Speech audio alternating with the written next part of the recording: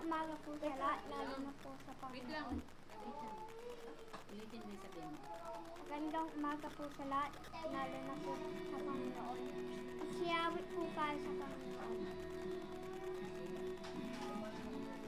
Habang po tayong umaawit, itaas po natin lahat ng ating kamay.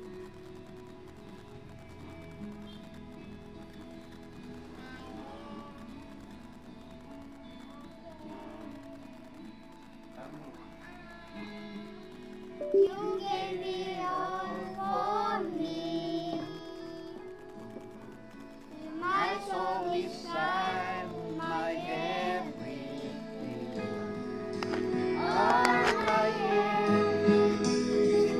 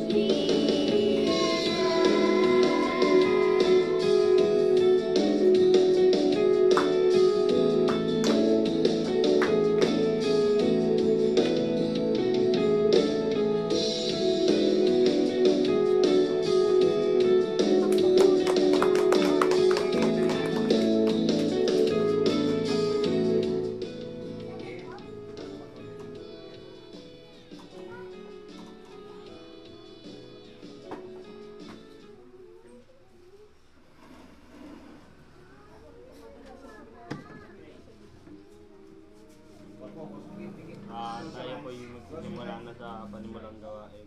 Yes, Lord, maraming salamat po sa bawat isa at sa linggon ko at sa panimula ng gawain namin. Kayo na rin po ang bahalang manguna at magpatnubay. Maraming sa amin. Amen. Amen. Okay.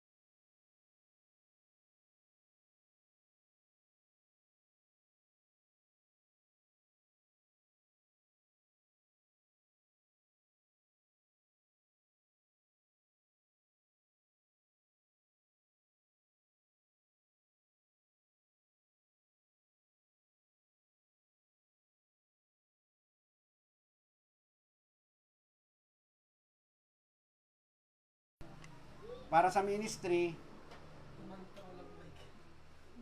ah, para sa ministry, yung inyong anak, yung pamilya nyo, pwedeng tumulong, lalo na yung may kaalaman regarding sa sa internet, sa Facebook, sa social media.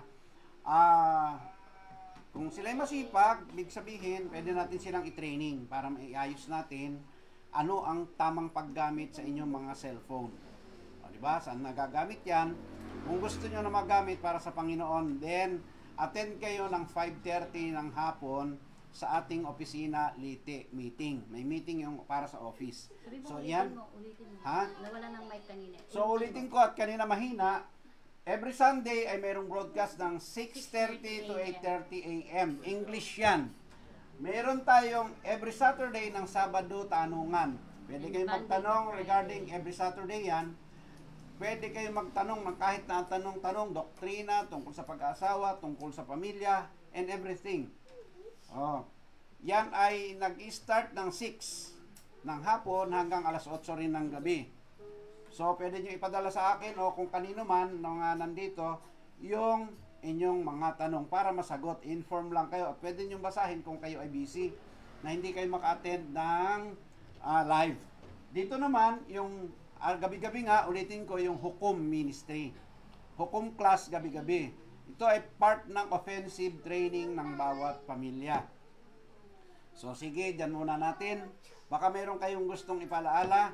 Sa mga nandyan, pwede rin kayong mag-comment. Kung kayo halimbawa may mga prayer request kasi every morning, araw-araw except Sunday, from Monday to Saturday, merong morning devotion or prayer. Dito rin online, sa morning devotion yan, pwede kayong mag-prayer request. Kung mayroon kayong At nagpapasalamat nga yung isa riyan na siya naoperahan, nagpasalamat siya at nailabas na sa hospital yung kanyang hipag. So marami namang nagre-request din. So open to para sa lahat. Kahit na ano ang iyong religion or sekta. So, mayroon pa? O, yan. Sige, salamat. At tinatawagan ko si ikaw. Wala nung Sunday. Ikaw dapat. Okay, sige. Mag-share kami ng ayos. O, ikaw na. Yung tanong nyo kagabi, yung sinagot. Sino may pinakamagandang tanong? Okay, sige. O, ikaw na. Ikaw na. Yung tinanong mo kagabi, ang tanong sagot. Go!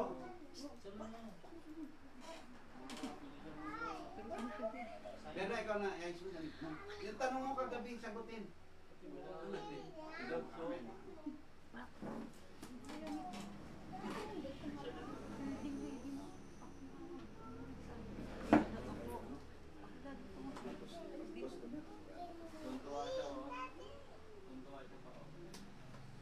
Sige, sige. Magandang umaga po sa lahat, lalo na po sa Panginoon. Yung i-share ko na lang po yung about sa question and answer. Tapos, karugtong nung message kanina sa broadcast regarding nga kay Nabucodonosor.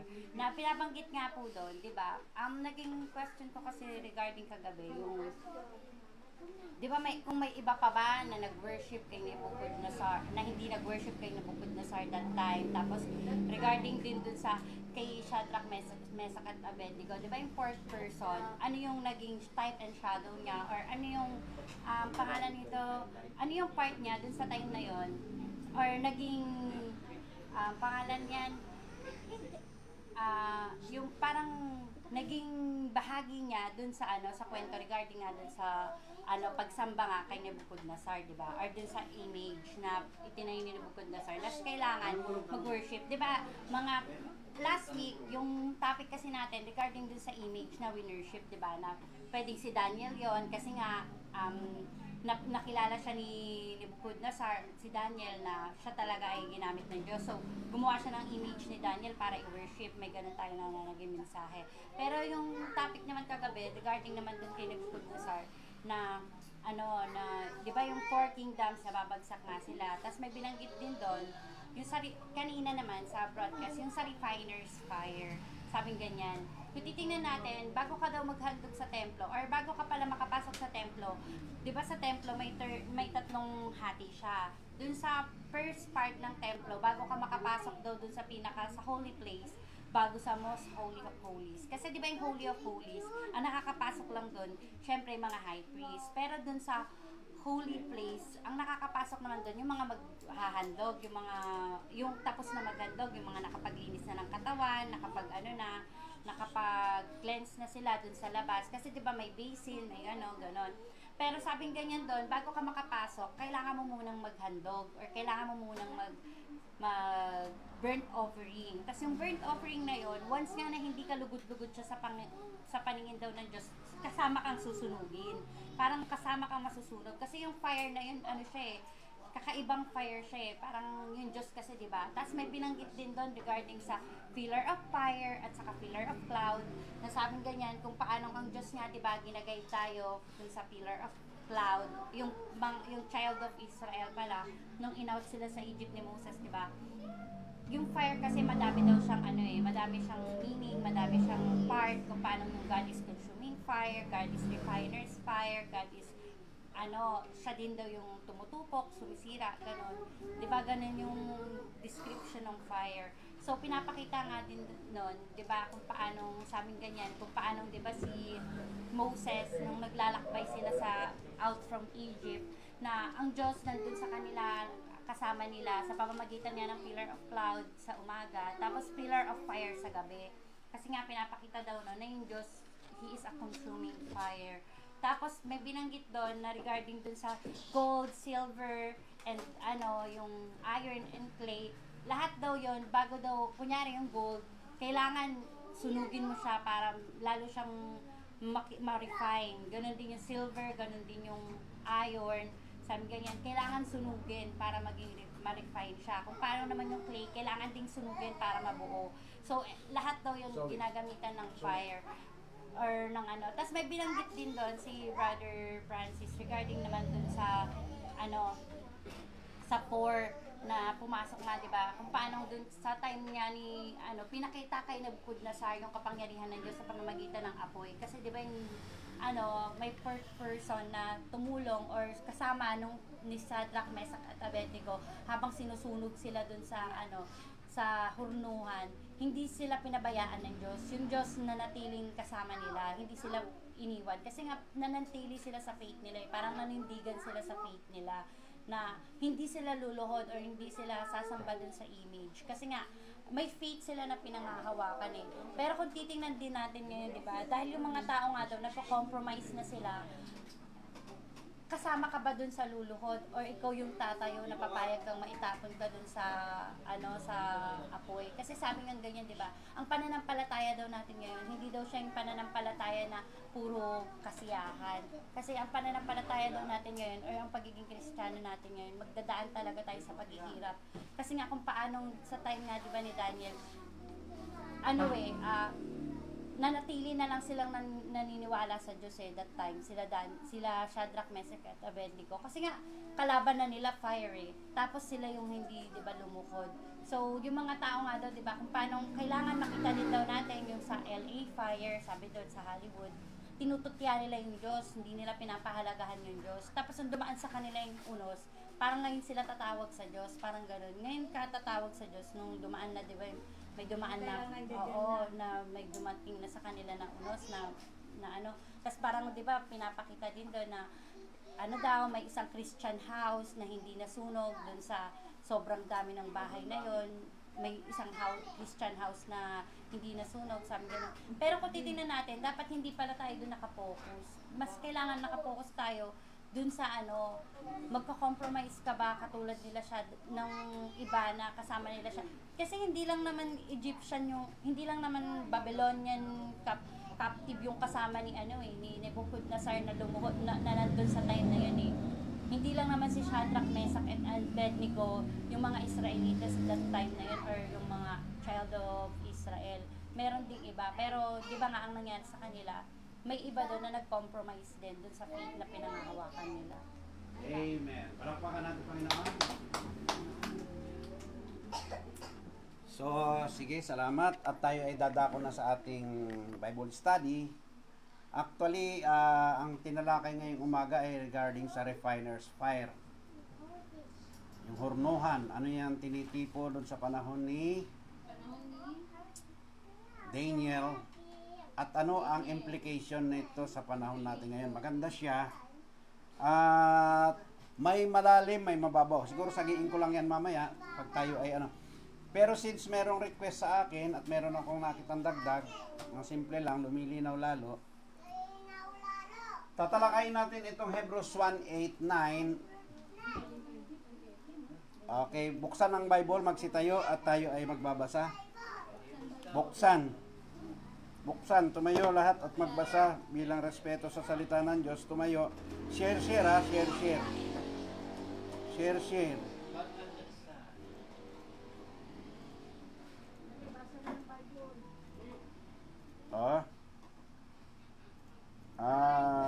Psalm, awit. Unahin natin itong 45, 6 and 7 ng awit. Diyan kasi nanggaling yan. 45, 6 and 7. Sa mga nandyan, pwede nyo basahin dito. Kahit nasa trabaho kayo, kung ano man ang ginagawa nyo, hindi kayo makabuklat ng Bible sa inyong apps. Pwede nyo tingnan dyan, sundan. Sa mga nanonood, sabayan nyo ng basa. Yan ay pagpapakita na ginagalang nyo at mahal nyo ang salita ng Diyos. Sige. Ang iyong luklukan, O Diyos, ay magpakailan-kailanman, setro ng kaganapan, ang setro ng iyong kaharian. Iyong iniibig ang katwiran at pagtataniman ang kasamaan, kaya't ang Diyos, ang iyong Diyos ay nagpahid sa iyo ng langis na langis, ng kasayahan, higit sa iyong mga kasama.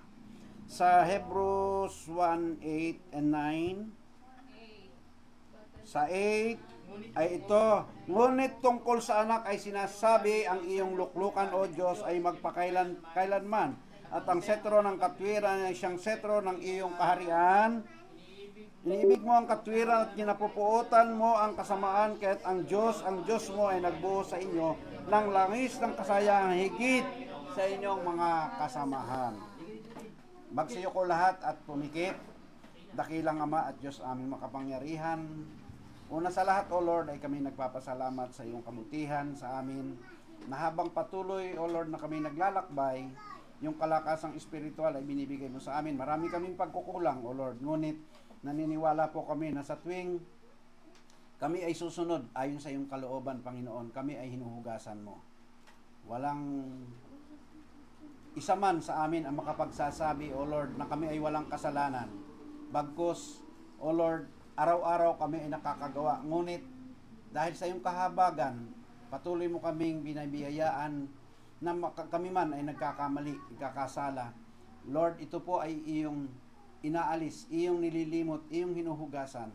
At sa umagang ito, O Lord, dalangin po namin na kung paano ang aming kaalaman tungkol sa Hebrews 1:8 na ito, Panginoon, tungkol sa aral na ibinigay mo sa iyong mga lingkod, O Lord, ito po ay aming hagdanan patungo na lalo ka naming makilala at maunawaan, sapagkat yan, Lord, ang magbibigay sa iyo ng kaluguran.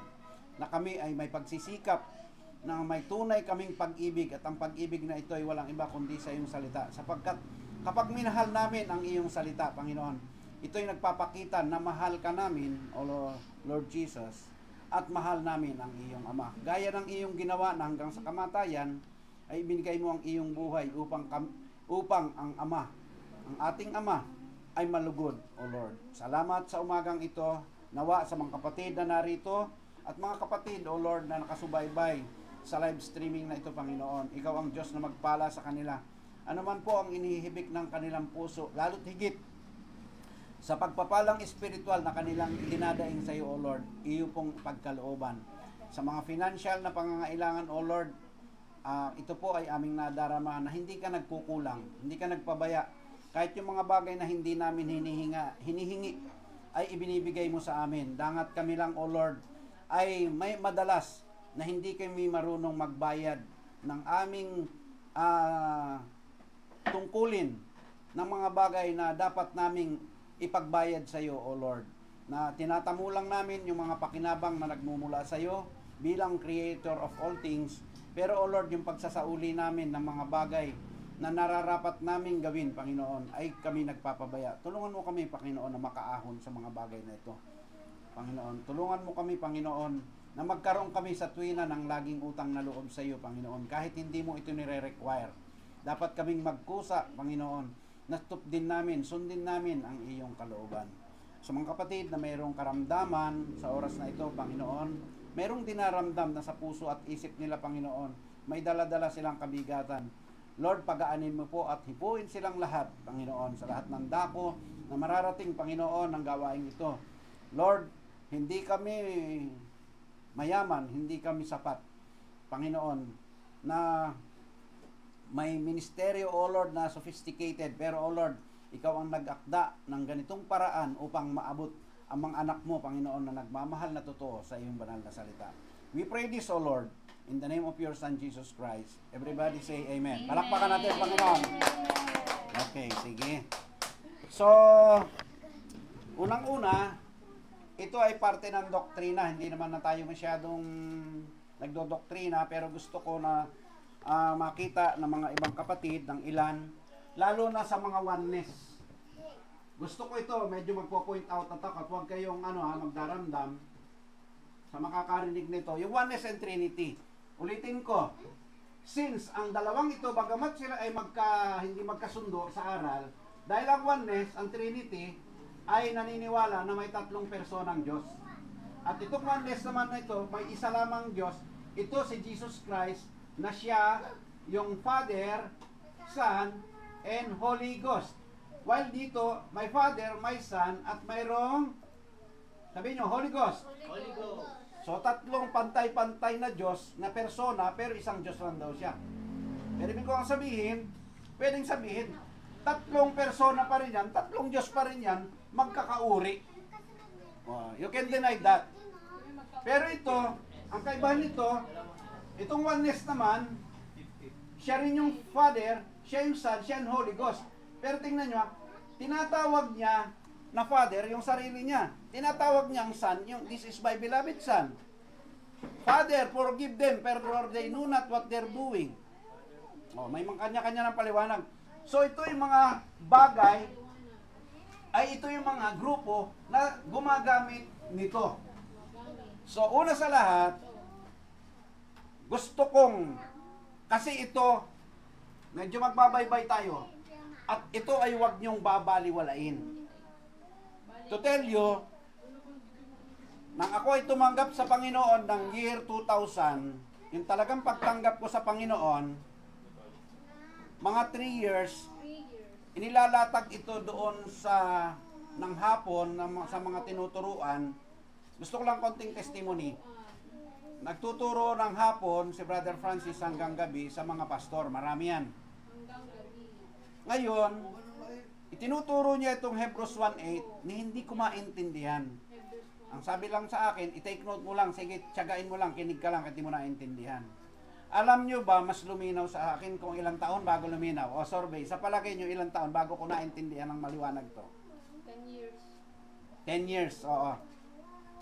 Eh ngayon, nasa 25 years na ako. 25 years na ako this coming March bilang Christian believer sa end time. At lumiwanag ng husto ito, at the same time, nakikita ko kung ano ang discrepancy ng mga grupong ito. Sapagkat sa term nila, si Kristo ay Diyos. To give you an example, doon sa Hebrews 1:8, unto the Son, He say it. Okay. Dito muna tayo sa puntong ito. Alam nyo ba na itong Hebrews 1:8 ay kinuha ng writer, sabihin na natin si Pablo, dito sa awit 45:6. Tingnan natin. Sabi dito sa Hebrews, at ito yung medyo lalong nagpatingkad sa akin, bakit may nakasulat akong anak? Pakibuksan nyo, sabihin nyo, buksan nyo ang Psalm 89:27. Sige, magbuklat lahat. Tingnan nyo mabuti sa Psalm, awit 89:27. Buksan nyo at titingnan nyo, ha? Awit, Psalm Oo. Mas lalong malinaw ito, 89:27. English. 89:27, anong sabi? Also, I Also, I will will make make him my firstborn higher than the kings of the earth. Ano raw to? Ang sinasabihan nito ay si King David. Si King David. Siya ay, pag tinawag na firstborn, anong tawag dyan? Iyan ba ay anak o hindi? na So, hindi man isinulat iyan ni Haring David o ng mga writer ng Psalm, it shows na siya mismo ang unang pinatungkulan ng unto the Son he saith. Nasusundan niyo ako? Balikan natin sa Psalm 45, Psalm 45:6. Magbabaybay tayo para maintindihan. I hope wag kayong wag kayong Thy throne. okay. Magbigay ka nga ng maglagay ka rin ng trono na nakaupo. Ay, tama. Mapanood nyo. Halimbawa, ito. Ito, yung trono. maano nga Nandito si King David. Ayan. Nakaupo siya. maano nga Nakaupo siya dito sa setro. Center. Nandito yung mga Ito, nasa image ka mo. hindi ko na sa ibig. oh sige, okay lang, magdo-drawing pa rin ako. Basahin ko na. O nakikita nyo? Sa pagkakataong ito, gusto ko anuhin nyo mabuti ito ha. Sa panahong yan na nakaupo na si Haring David sa awit 459, tingnan nyo sa verse 1 muna. My heart is inditing good matter, I speak of the things which I have made touching the king. My tongue is the pen of a ready writer. Sa verse 2, eto na. Art fairer. Hindi si Haring David ang inspired lang ni Haring David. Pero ang kumakanta nito ay ang mga salmista o mga aawit nino. Ni Haring David na walang iba yung grupo ni Kore. While si Haring David ay nakaluklok sa trono, nag-aawitan sila. Ito ang awit nila. Ikaw ay maganda kaysa sa mga anak ng mga tao. Biyaya ay nabubuhos sa iyong mga labi, kaya pinagpala ka ng Diyos. Sino raw pinagpala ng Diyos? Si David. Si Haring David. Gird thy sword upon thy high. Ibigkis mo ang iyong tabak. Parang inuutosan nila si Haring David. Pero ang totoo noon, isa yung exaltation kay Haring David na habang nakupo, parang, sige na boss, sige na sir, itlagay mo yung iyong belt na may espada para talunin mo lahat ng kalaban. Inspired. Kumakanta itong mga ni Kore, mga awit. And thy majesty ride prosperously. At ang iyong kamahalan ay sumakay kang may kaginhawahan dahil sa katotohanan, sa verse 4 to. At kaamuan sa katwiran sa iyong kanan ay magtuturo sa iyo ng kakilakilabot ng mga bagay. 5. Basahin natin ng sabay-sabay. O lahat, maski nasa bahay kayo. Ang iyong mga palaso ay matulis. Ang mga bayan ay nangabuwal sa ilalim mo. Kanina raw? Si David. Sila'y nangasa puso ng mga kaaway ng hari. Nagkukwento yung mga mang-aawit. Nangabuwal. Dahil kanina raw kay Haring David. Itinataas nila si Haring David. Doon sa San. Actually, dito sa 45:6, hindi nakalagay na unto the Son. Ginamit lang ni Paul ito, unto the Son. At pansinin nyo, dahil bigatin Son ito, kaya capital S. Pero ito yung firstborn. Kailangan pa bang ilagay? Ay understood na anak, alam na anak ng Diyos, ng mga Israelita at Salmista, si Haring David. So, may nakasulat, unto the Son he saith, balik ka muna rito sa Salmo. Unto the firstborn Son of God, they sing it. They say it. Nasusundan nyo ako? Ang unang pinagsabihan nitong salitang ito, kasi kaya ko sinasabi ito, sa Trinitarian at Oneness, Diyos daw yung anak. Na ang nagsasalita, sabi nung Diyos Ama sa Diyos Anak. Ayan, mga Trinitarian. Sa mga Oneness, ang paliwanag nila, ang laman, ang anak. Yung Espiritu, ang Diyos. So, sinasabihan, nung Espiritu, yung laman niya, unto the Son. Anak niya yung laman niya. Nakita nyo? So ito ay masakit pakinggan sa mga may aral na Trinity at Oneness. Pero wala tayong magagawa. Pag dinaisek, inano mong mabuti ang Bible, talagang lalabas yung original na aral ng mga Hebro na pinagmulan natin at saka ang aral ng mga apostol. Unto the Son, He say it. O, ito ay Son of God. Mamaya, iunahin ko na. Sasabihin din ito sa Son of God. Ang unang inaawitan nila, si Haring David. Ang sabi niya, "Thine arrows are sharp and the heart of king enemies whereby the people fall under thee." Nangalugbok, nangabagsak yung mga kalaban mo. Sabi kay Haring David. Nakaupo si Haring David. Ano ang inuupuan niya? Kaninong trono yan? Sa Diyos. Sapagkat yan ay dating kay Saul, literal na throne. Ang literal na throne at yung scepter ay nagsisimbolize ng power and authority. Okay, nasusundan nyo ha? So dito tayo papasok sa controversial. Thy throne, O God. Ang sinasabihan dito, thy throne, ang nakaupo ay si Haring David. Kaninong trono yan? Diyos ba si David? Pero ang kanilang direksyon ng pagsamba ay na kay David. Thy throne, O God. Sabi nila, thy throne, O God. God ba si David? God siya in the terms na God. Elohim din siya. Pero as lahat ng anak ng Diyos ay Diyos. O, di ba? Ang iyong luklukan, O Diyos, mas lalalim ito mamaya pag kay Kristo. Diyos din si Kristo, pero hindi katutubo, kundi minana niya yung pagiging Diyos niya. So, tuloy tayo. Ang iyong luklukan yan, Diyos, ay magpakailan-kailanman. Alin ba ang magpakailan-kailanman? Ang luklukan. Ang luklukan ng Diyos. Nawala ba ito? Hindi. Nawala. Ay, wala.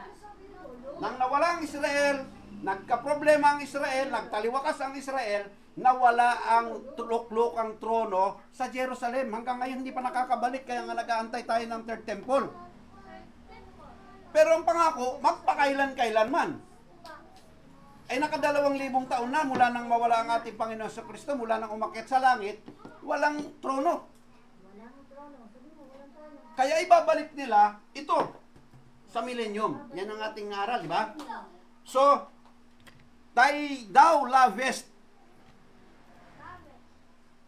iniibig nino ni Haring David ang katwiran, pinagtataniman ang kasamaan. Galit siya sa masama si Haring David during his days. Kaya't ang Diyos, binanggit, kaya't ang Diyos, saan yung Diyos? Yung Diyos na nag-a-anoint kay David. Kaya't ang Diyos, na iyong Diyos, sino pinagsasabihan? Si David. Kaya't ang Diyos, sabi ng mga kumakanta, ang Diyos, na iyong Diyos, ang iyo ay si David. Ang Diyos ay yung si Yahweh. Ay nagpahid sa iyo. Sinong nagpahid? Ang nagpahid kay King David ay ang Diyos sa pamamagitan ni Propeta Samuel. Hindi direktang pinahiran ng Diyos si David. Dumaan kay Samuel at bilang lingkod ng Diyos, Diyos na propeta ng Diyos, siya ang gumanap na para mapahiran ng literal. Di ba? Nagpahid sa iyo ng langis ng kasiyahan, ng higit. Hello. Sa iyong mga kasama. May mga kasama si David sapagkat marami siyang kapatid. Pinili siya out of ilang kapatid. Sino nakakaalam na kung ilan ang kapatid ni Haring David? 7. Pinili siya ang pinahiran. Mas higit siyang pinahiran kaysa rin sa iba niyang kapatid. At mas hinigit na pinahiran si David sa lahat ng nakanugnog na mga kingdom, na mga hari sa kingdom sa paligid ng Israel. Maraming mga hari sa paligid niya eh. Hello, nasusundan niyo ako?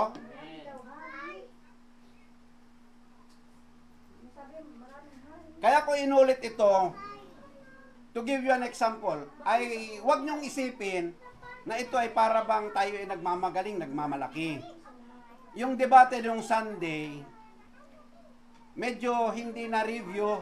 To tell you, yung mga sumali ron sa talakayan, una hindi nila pinakinggan, I believe, yung broadcast. Ang nagtanong nito doon sa Spotify, gusto ko kayong ma-encourage. Total, ito'y pag-aaralan. Doon sa Spotify, mayroon dito, ang nagtanong ay si Brother Ruel. Pero marami na itong paksa tungkol sa Hebrews 1:8. Si Brother Ruel Bonifacio, na nagtanong siya, sana pinanood yan ng mga nandoon sa nakinig ng debate. At pati yung nakipagdebate. Kasi kung pinakinggan niya yan, mas maliwanag ang kanyang pwedeng i-ano doon sa kapatid natin na si Brother Jason. Total, aralan naman yan eh. Because Brother Jason is a Trinitarian while ang ating doktrina is the Restored Apostles Doctrine. Di ba? So, balik tayo. Gusto kong balikan na ito. Hindi ako magtatagal. At gusto kong sa mga nandyan sa bahay, kung kayo ay mahal nyo ang Diyos, magtanong kayo tungkol sa pinaksa ko. Hindi siya dapat baliwala sa puso ninyo, ha? Kasi nga, okay. So, dito, sa Hebrews 1:8, lagay mo ng Hebrews 1:8 yan. Sabi rito sa Hebrews 1:8, sundan nyo. Magbukas pa rin kayo ng Bible. Hebrews 1:8. Okay. Gusto ko munang, bago tayo pumunta sa Hebrews 1:8, sa verse 1, exam. Sumagot. Yung mga nandyan sa bahay, kahit links kayo, 2, 3, 4, 5, 6, 7, 8, 9. Buksan nyo ang inyong Bible, mag-exam tayo. Uunahin natin kay Zechariah. Sino ang nagsasalita rito sa verse 1? Ito ang hindi pinapansin ng mga Oneness at Trinity. Si Pablo. Hindi naman kayo tinatanong ko. Kung sino tinawag ko lang, baka pag tinanong ko. Hindi mo niya parinig. Dito ibig ko sabihin, dito sa aking tinatanong na to, ituro nyo sa Trinitarian at Oneness. Dahil mali ang pagkagamit niya. Dito lang sa personification, sa kung sino ang writer o nagsasalita, ang speaker pala. Dito pa lang sa speaker, pag hindi mo nasundan to, maglalabo-labo yung understanding mo rito. So we clear this out. Ayusin natin. Sino nagsalita sa verse 1? Basa. Si Paul. O sabihin na natin, ang sinasabi theologically si Paul. Number 2, sino? Bembem. Sino? Ha? Sino? O, number 3, Berna. Si Paul pa din. Number 3, sino? Number 2, sino? Si Paul pa din. Na nagsalita sa dalaga, sino? Sa verse 4, sino? Turuan nyo. Si Paul. O, ikaw. Sa verse 5, sino? Dalaga. Ako nga nagsagot ng puri, ba't ako patupay? O, si Carlo. Turuan mo. Sa 5. Si Paul. At saka sino? Si Paul saka si Jesus. Mali. Tama, ang Diyos. Ayo, thou art my son. Yung kalahati, Ang bilis kasi ni sabihin natin sa verse 5. Basahin natin ang sabay-sabay para patunay na Diyos ang nagsalita sa verse 5. Alin dito? For which of the angels said he At any time. Sino yan? Teka muna. Ang nagsalita ng for unto which of the angels said he at any time. Sino nagsalita niyan? Paul. Alin ang salita ngayon ni ng Diyos dito? Thou art my son, this day have I begotten thee. And again, I will be to him a father, and he shall be to me a son. Ito, very specific to Dito nagsalita ang Diyos. Kino-quote ni Paul yung sinabi Oo, ng ang sinabi ng Diyos. Galing sa Salmo rin yan. Sa number 6, And again, when he bringeth in the firstborn into the world, he say it. Sino to? Tama, si Paul at saka ang anong he say it? Sino pa? Ang Diyos. Diyos. Ay, Hindi. O nga, isay it eh. Mali ito. Let all the angels of God Si Paul worship. ang 6 at saka ang God. 7. And And of the angel he said, who maketh his angel and his minister of flame of fire. Ito ay si Paul at saka quote ito saan? Sa Old Testament. Hanapin mo nga kung saan na to. Nalimutan ko to. Ezekiel. Ha? Hanapin nyo. Ezekiel 1. Hanapin nyo. Tingnan nyo dyan kung sino nagsal... Ito kasi ay malaking susi ito. Hindi nyo lang pinapansin.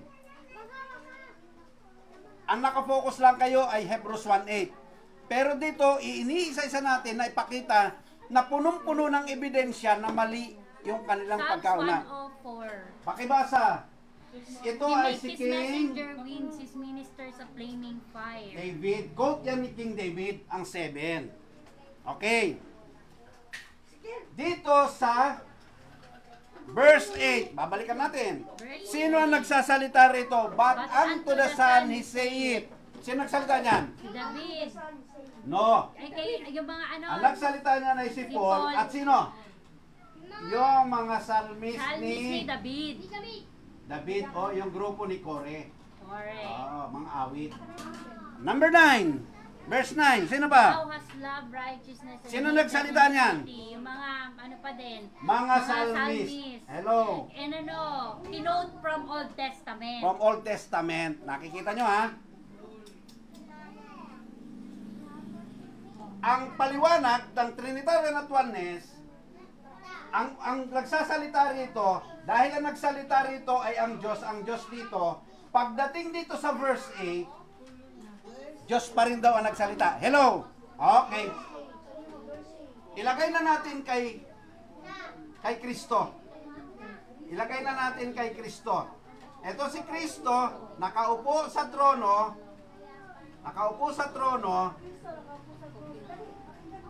may umaawit. Okay. Umaawit. Ang nagsasalita raw rito sa verse 8, unto the Son, Diyos daw ang nagsasalita, say it. Your throne, O God. Eto ha, sabi ng Trinity, tinawag daw ng Diyos Ama, yung Diyos Anak, na God. Sa oneness, ito na problema nila dahil siya ang Ama, siya rin ang Anak, tinawag niya yung sarili niya na Your throne, O God. O God, ang tawag ng Diyos Ama sa kanyang sarili. Right after naging tao siya, tinawag niya. Hello, nasusundan niyo ako? Parang nakaupo si Kristo, tinatawag niya sa sarili, Your throne, O God.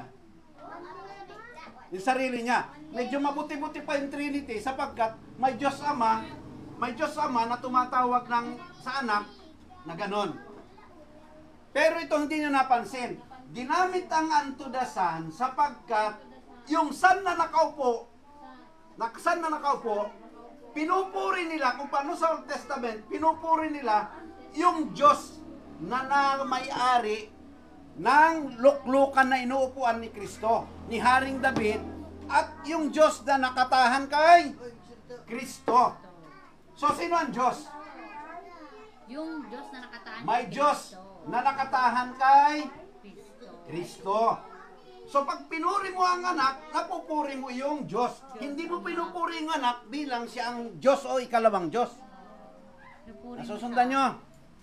Your Kasi diba throne, hindi O mo- God. hindi mo makikita Balikan yung natin dito. pagpapagitan Dito, niya. hindi sinabi sa Psalm 45, 6, and 7, Your throne, O God.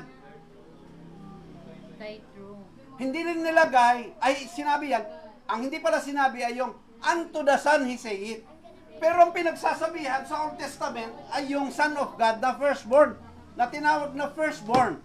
It foreshadows the coming and ultimate begotten Son of God, the Son of God, beloved Son of God. Si Haring David ay nagpo-portray sa darating na anak ng Diyos. So, nasusundan nyo ha? Ito, tandaan ninyo to. Tandaan ninyo to, na baybayin ninyo kung sino ang nagsasalita. Otherwise, pagdating sa verse 8, pag inisip ninyo na lahat ng nagsalita rito ay Diyos, talagang tinatawag na Diyos ng Ama, Diyos Ama, yung anak niya na God. Ngayon, idadagdag natin dito sa verse 9. Palusutin natin halimbawa dito sa verse 8. Iniibig mo ang katwiran at kasamaan. Ayun. Si David, ay si Haring David, tapos si Kristo. Kaya't ang Diyos mo, sino raw? Ang Diyos ni Kristo, Therefore God, even thy yung God, Ama, even thy God. Kaya, ang Diyos mo at therefore God, si Kristo raw yan. Therefore God, even thy God, yung Diyos Ama yan, siya bilang Diyos Anak. Therefore God, sabi, ang paliwanag nila, God, even thy God, ang Diyos Ama, ikaw Diyos Anak, at baging ang iyong Diyos Ama, ay thy fellows. nagbuhos sa inyo ng langis ng kasiyahang higit sa inyong mga kasamahan. Tanong, marami palang kasamahan si Kristo. Mas higit lang ang buhos ni Kristo. So lalabas dito, Diyos Ama, Diyos Anak, Diyos Espiritu Santo, tapos may kasamahan pa si Jesus Christ na binuhusan. Mas higit lang ang buhos niya. Gaano na karami ang mga Diyos? Dami na. Yun. Pinakang konti, magiging 5 ang Diyos dito sa verse na to kung ito isusundan nyo. 5. Diyos Ama, Diyos Anak, Diyos Espiritu Santo. Tapos, Fellows. yung kasamahan, pag ang kasamahan, pinakang konti ay 2. So, magiging 5 ngayon ang Diyos dito. Ulitin natin. Basahin natin ng sabay-sabay. Tagalog. Iniibig mo, verse 9. Sige. Iniibig mo ang katwiran, kinapopuotan mo ang kasamaan. Kaya't ang Diyos mo, ay nagbuhos sa inyo ng langis. Sa inyo sa inyo. Ng langis ng kasayahang higit sa inyong mga kasamaan. Take note of this. Sa inyo. Ibig sabihin, bukod pala kay Jesus Christ, may kasamahan pa siyang ibang Diyos na tinatawag ng Diyos, Ama, na Diyos. Nasusundan niyo ako? So, ito ang gusto kong i-ano sa inyo. Itong tungkol sa anak, hindi binanggit. Pero ang pinatutungkulan ay yung firstborn. Yun ang pinatutungkulan ng mga mang-aawit habang sila ay nakaluhod at kumakanta sa nakaluklok sa lukluka sa trono na si David. Sinasabi nila, sinabi na yung firstborn, ang iyong luklukan o Diyos, hindi si Haring David ang Diyos. Ang Diyos sino? Yung Diyos na nagpapahid kay David. At sa New Testament, pag-apply kay Kristo, ang sinasabihan ng unto the Son, ang sinasabihan ng your throne, O God, ay hindi nagbabago kung sino ang God na tinutukoy sa Psalm 45:6. Ang Diyos, your throne, O God, yung God yan sa Psalm 45:6 ay walang iba kundi yung Diyos at Ama ni Jesus Christ sa New Testament. Nasusundan niyo ako? Oh, yan, maiksi lang. Maiksi lang. Anong oras na? Magdadagdag ako ng 5 minutes. Gusto ko ulit ibalikan ito. Buksan nyo nga 89:27. Medyo ito yung kumental sa akin eh. Kaya 89:27 ng awit. O, sundan nyo. Basahin mo ng malakas. Psalm, yung dalawa, basahin mo. 89:27. Also, I will make him my firstborn higher than the kings of the earth. Sino yan? Si David. Si Haring David. Kaya nga, dito sa Psalm 45:6, hindi lang sinulot, totoo bang anak ng Diyos si Kristo? Ay, si David? Oo. Kaya yan, hindi lang inilagay. Unto the Son, to my firstborn, He say it, your throne, O God. Ngayon, dahil ang sumulat na nito ng Psalm ay ng Hebrews 1:8 ay si Paul na. Kinote niya to sa sinasabi ng mga mang-aawit ni Kore sa Psalm 45:6. Nasusundan nyo? Nasusundan nyo? Sa mga nasa tahanan, kahit hindi ko kayo narinig, sabihin nyo ang Amen. Amen. So, it settles. Marami pang ebidensya na pwede nating ipakita. Yan. So, hopefully, sa mga nandyan, nakikinig dyan, ito'y parang nakakatakot nung una na i-share. Kasi nakalagay talaga, unto the Son eh. Tapos, ang nagsasalita raw, yung Diyos Ama, na tinawag niya Diyos yung anak niya. Ngayon, mayroon na tayong maraming pangsagot doon sa mga nagsasabi na yung Son mismo ay Diyos. Hello, naintindihan nyo? Okay, sige. Diyan lang natin tinatapos ang ating konting Bible study. Palakpakan natin ang Panginoon. Sabihin natin, praise the Lord. Okay, invitation. Baka may walang tanong? Invitation sa February 14, kung saan matapat yan, mayroong seminar, gawain regarding sa patungkol sa pag-aasawa, pagliligawan at pag-aasawa. So, kung meron... At yung broadcast kanina regarding sa refiner's fire. Before and after that. Before and after death. Halimbawa, ito mabuti at binanggit, meron pa akong 5 minutes. Dito sa refiner's fire. Hello, sa mga nakikinig. Ano man ang inyong sekta, maski nandito sa loob ng ating gawain, sa mga nakikinig dyan, kayo ay nasa before death. Before and after death. Hello, makinig kayo mabuti. Gusto ko lang magbigay rito. Makinig. Alam nyo ba na para kang ginto na sinisilaban? Yung pagpunta mo lang sa church, pakikinig mo, pagbuklat ng Bible, pagtatanong bulong mo, para kang sinusunog dyan kasi hindi ka sanay. Pero ang hindi mo napapansin, nare-refine ka. Sa araw-araw na nakakarinig ka ng salita ng Diyos, minsan nasasaktan ka. Kalooban ng Diyos yan habang buhay ka before death. Kaya nakalagay before and after death. Ang refiner's fire natin ngayon ay nandito sa salita ng Diyos na naririnig natin. Hindi mo napapansin yan. Actually, maski sabihin mong sa puso mo, may time na... Ako matagal eh. Nang sinesharean ako ni Brother George, 2 years, puro kontra lang ako eh. Pero habang nag-iisa ako, nakikita ko may binabago sa akin, sa loob ko. Hindi man mabilisan, madali. Pero ito pakiramdaman nyo, sa mga nakikinig, pakiramdaman nyo yung sarili nyo. Aminin nyo o hindi, may nababago sa inyo na dating hindi nyo nagagawa. At yung dati nyong ginagawa na hindi mabuti, nagbabago kayo paunti-unti. Nare-refine kayo. Pero nasa stage, as what Brother Branham says, dadaan yung gold core, yung bato na may, halimbawa bato yan, may mga maliliit na mga gold nuggets yan. May mga dust. Pag dinurog yan, hindi pa ginto yan. Dadaan ng 7 times para maging lumabas yung 24 carats gold. Dadaan. Pansinin nyo ang buhay ninyo. Mayroon kayong nababago. Gusto ko kayong i-comment. Yung dati nyong ginagawa, unti-unting nawawala yung dati nyong ginagawa na hindi mabuti. Kung nasa third stage ka, halimbawa, ako'y nag-start, gusto ko pang magbisyo, gusto ko pang uminom, pero nakikita ko at nababasa ko na hindi tama. Unti-unti ko siyang naalis, pero hindi pa pure.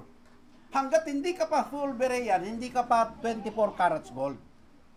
So, ang proseso natin, na nakasulat guys sa broadcast kanina, before, bago ka mamatay, may refiner's fire na dadaan sa'yo. Ay, katoliko ko, mamamatay akong katoliko. Hindi naman yung pagiging katoliko mo ang inaalis ko eh. Manatili kang katoliko, pero pag binago ka ng Diyos, kusa mong hahanapin ang katotohanan na hindi mo makikita sa ibang sekta. Nare-refine ka. Yung dating hindi mo ginagawa na nakikinig ka gabi-gabi ng hukom class, hindi, ngayon nagbibigay ka na ng interest. Dati hindi ka nagtatanong bulong. Unti-unti mong ginagawa. Kahit parang napapahiya ka, hindi ko naman dati ginagawa ito, bakit gusto kong gawin? Nasa obliga na akong gawin. Yan yung refiner's fire before death. Pero, ito na matindi. Ano yung refiner's fire na dadaanan natin pag tayo namatay na? Pakibasa nyo nga ito. Hebrews 9:27. Siya magbubukas. Buksan mo riyan. Para kasi kung hindi ko, buti binanggit mo itong yung broadcast kanina. Sabi ko, mag-share ako. Oh, basa, lakas. At kung paanong itinakda sa mga tawang mamamatay ng minsan at pagkatapos nito ay ang paghuhukom. Ang paghuhukom, yan yung final refiners mo. Aalisin yung masama mong budhi, aalisin yung kaluluwa mo, tatanggalin na nakakapit sa yung espiritu, then ang espiritu mo babalik sa Diyos na malinis, yung lumang ikaw. Ito ha, ako, makinig kayo mabuti. Halimbawa, buhay ka, nag-iisa ka ngayon. Namatay ka halimbawa ngayong gabi, pero ang sukat mo sa Panginoon ay kulang. Hindi totoo na ipagdadasal ka ng magulang mo, ng mga kamag-anak mo, ay nandong ka sa tinatawag na Hades, ay makakalipat ka doon sa paradise. Nakasulat sa Luke 16 yan. Pag namatay ka, at ikaw ay pasado sa Panginoon, kung paano ang sarap ng tulog mo na magdamag, na ikaw ay nananaginip, mayroong kang sweet dreams, nakangiti ka habang ikaw ay natutulog. Parang ganyan. Pero kung ikaw ay hindi pasado sa Panginoon at nagkulang ka, para kang binabangungot magdamag na hindi ka magising-gising. Gusto mong bumangon, hindi ka magising. Ikaw ay gigisingin lang pagdating ng takdang panahon na bumalik si Kristo para buhayin ang lahat ng mga patay. Ito na ang siste. Katulad sa kulungan, nakakulong ka, inabot ka na ng 10 years. Nabistahan ka ngayon.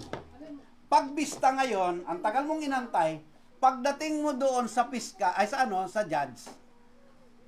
judge, biglang ang umaasa ka, na ang hatol mo ay wala kang sala, biglang ang hatol mo pala ay life sentence o kaya silya elektrika. Wala kang magagawa. Ganun din dito. Pagdating ng iyong kamatayan, it is appointed once for a man to die, and after that is judgment. Alam mo, paggising mo sa pagkaumaga, parang nagising. Kaya halimbawa, natutulog kayo, paggising nyo sa umaga, pasalamatan nyo ang Diyos na bumangon ka pa. At kung ikaw ay may pagkukulang at may pagkakasala, sikapin mo nang iyan ay malinis sa harapan ng Panginoon. Para kung ikaw ay natulog mamayang gabi, bukas ng gabi, susunod na gabi, at hindi ka na bumangon, pag ginising ka niya sa day of judgment, ang mangyayari sa'yo, dadalhin ka niya sa walang hanggang kapahingahan, kasayahan. Pero, pag hindi ka palaganap at wala kang magagawa. Wala. Alam mo yung mga nasunugan sa LA, sa Palisades, kung iniisip nilang natutulog sila, yung lumubog na barko, nag-crash na eroplano. Kung nag-iisip lang sila, sana panaginip lang ito. Sana, hindi totoo yung sunog. Yan ang iniisip. Pero talagang nasunog eh. Nakita nyo? Kung maibabalik ko lang. Yung batang naglalaro na nahulog, namatay. Kung maibabalik ko lang. Ito hindi, sa final judgment, pag namatay ka at hindi ka ganap sa Panginoon, pag bumangon ka, haharap ka sa Great White Throne Judgment. Ipapakita sa'yo, sabi ni Brother Branham, may illustration siya. May isang malaking TV, parang ganyan. Wala kang maitatago. Ipapakita sa'yo, patas yung Diyos. Ito yung mga kasalanan mo. Yung lahat ng itinago mong kasalanan, mga sinasadya mong kasalanan, na nakita ng Diyos, sadya mong kasalanan na walang nakakita kundi ikaw lang at walang iba kundi ang Diyos. Ipapakita sa iyo ng walang daya. Sa ating hukuman ngayon madaya, lalo na dun sa Quadcom, sa mga korte, pag may pera. Kaya nga mga isyo, Pepsi Paloma, madaya raw, nilagay. Wala yan, lahat yan. Sa Diyos, ilalabas niya ang Book of Life mo, ipapakita ang isa-isa mula nang magkaisip ka. Nang may sarili ka ng isip, iisa-isahin ipakita sa iyan. At para bang lalaw sa kakaipoposas at sa kakaihahagi sa dagat-dagatang apoy, wala kang magagawa. Naintindihan mo? Yung mga pandaraya mo, yung mga bagay na ginagawa mong kasinungalingan. Yung naririnig mo na yung bagay na gustong iparating sa iyo ng Diyos, di mo pinapansin. Ipapakita yan, ilang beses kang pinagtiisan. Ilang beses mo akong Alam mo yung sinasabi, bakit daw sisisihin yung babaeng nangbak sa Diyos ay atheist yun? Ipapakita rin sa kanya yan. Minak mo ang Diyos. Kaya raw nasunog yung California sapagkat minak nila ang Diyos. Alam mo, palaking pakinabang sa atin yan. Susunugin rin tayo kasi itong baler. Itong Aurora, susunugin din ito, hindi lang California. Susunugin din ito at ang ating habulin, makaalis tayo bago maganap ang pagkasunog na yan kasama ang ating pamilya. Naintindihan nyo? Pag biglang nag-tidal wave, nag-tsunami, abot dito sa Maria Aurora, baka sarili mo hindi mo mailigtas, maiisip mo pa ba yung anak mo yan? Ang pagliligtas na gawin nyo, kung ano yung mensahe ng Diyos, gawin nyo na hanggat maaga. Yung mga simpleng tanong bulong, yung mga pinagagawa nyo sa mga batang yan, yan yung magliligtas. Kaya nga binanggit kahapon sa, ano yung sinasabing legacy iiwanan mo sa anak mo? Kailangan makita sa ating magulang yung init natin sa paglilingkod. Yan yung kailangang ipamana natin dun sa mga anak natin. Hindi itong hanap buhay. Hindi yung edukasyon. Hindi natin minamasama yung edukasyon. Hindi natin minamasama. Pero wag hihigit dun sa gusto ng Diyos na siya ang una nating paglingkuran. Amen ba kayo? Sa kayo mga nandyan sa bahay, wag niyong baliwalain. Sa oras ng gawain, tutukan ninyo ang inyong mga anak.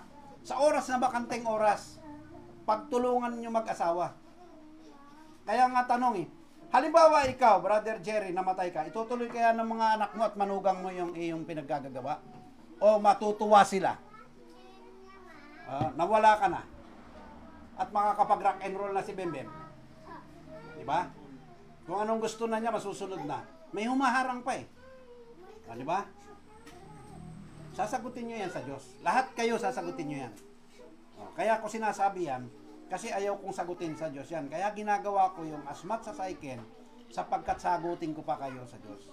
Palakpakan natin ang Panginoon. Sabihin natin, praise the Lord. Magpatugtog ka nga ng isang awit habang ako ay inom lang ako sandali. Excuse. Lakasan mo, sir. Ano yan? Ha? Ayan. Halika rito, ikaw ang umawit dito. Awit kayo rito habang ako ay magpe-pray muna ako tapos tapusin yung awit. Purihin ka, O Lord.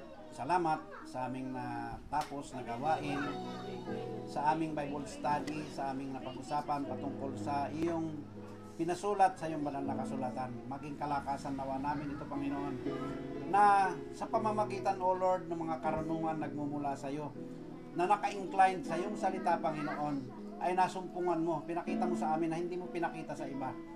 Kaya salamat, O Lord. Special people kami pala, Panginoon. Hindi kami mayaman, hindi kami asensado, hindi mataas ang aming pinag-aralan, pero O Lord, nakikita namin na yung mga lihim mo ay mas lalo mong nililinaw sa amin. Kaya diyan ka namin lalo pinapupurihan at pinasasalamatan, O Lord. Salamat sa umagang ito sa mga kapatid na nagtiis, nagtiyaga, na makinig at higit sa lahat ang magbabahagi nito sa ibang tao, lalo sa kanilang pamilya. Pagpalain mo sila, Panginoon, bigyan mo ng kalakasan. Bigyan mo sila, Panginoon, ng pusong nauuhaw tuwina sa iyong salita, sa iyong katwiran, O Lord. Pagpalain mo kaming lahat. Yan po ay aming hinihiling na may pagsusumamo, Panginoon, at pagpapasalamat sa matamis na pangalan ni Jesus. Amen. Amen. Awit kayo rito, awit kayo. Tuloy nyo awit.